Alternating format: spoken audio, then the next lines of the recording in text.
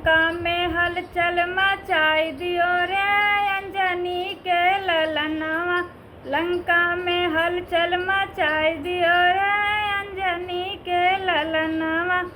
उड़ी उड़ी बैठे समुद्र के तट पर, उड़ी उड़ी बैठे समुद्र के तट पर। समुद्र को पार किए रे अंजनी के ललनवा। समुद्र को पार किए रे अंजनी के ललनवा।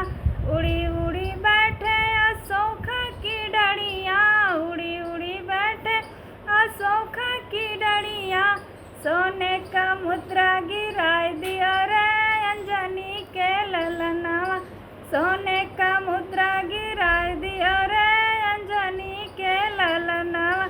उड़ी उड़ी बैठे रावण की महलिया, उड़ी उड़ी बैठे रावण की महलिया।